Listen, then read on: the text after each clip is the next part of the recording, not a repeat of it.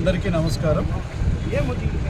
నిన్న మంతా తుఫాన్ అనేటువంటిది తీరం దాటేటువంటి ముందు నుంచి కూడా నిన్న ప్రొద్దుటి నుంచి పడుతున్నటువంటి భారీ వర్షాలకి గిద్దలూరు నియోజకవర్గంలో వాగులు, వంకలు, చెరువులు అన్నీ కూడా ఉధృతంగా ప్రవహించడం కానీ, చెరువులు నిండిపోయి అలుగులు పారడం కానీ జరుగుతూ ఉంది. ఒకటి, ఇప్పుడు ఈ సగిలేరు దగ్గర ఉన్నాం. మేమంతా కూడా ఈ సగిలేరు దగ్గర ఉన్నాము. సగిలేరు ఇప్పుడు దాదాపు 12 నుంచి 14 అడుగులు ఎత్తులో పారుతూ ఉంది. ఈరోజు ఇప్పుడు కూడా మనకి వర్షం పడుతూ ఉంది. ఈ లోతట్టు ప్రాంత ప్రజలని నిన్న కూడా అప్రమత్తం చేశాం, అధికార యంత్రాంగం అందరం కూడా కలిసి.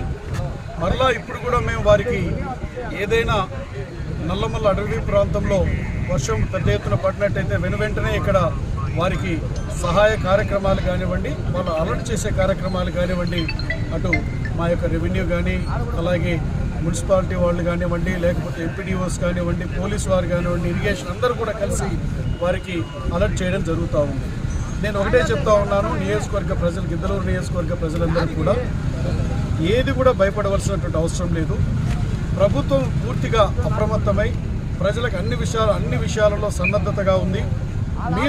మేము తెలియచెప్పిన వెంటనే ఏదైతే షెల్టర్ జోన్స్ ఏర్పాటు చేశామో అక్కడికి మీరు తరలి రావాలని మీకు విజ్ఞప్తి చేస్తూ, ఏది ఏమైనా ఈ వర్షాలకు నియోజకవర్గంలో ఉండబడినటువంటి అతిపెద్ద చెరువు, ఏషియాలోనే ఒక పెద్ద చెరువు అయినటువంటి కంబం ఈరోజు అలుగు కూడా పారుతూ ఉంది.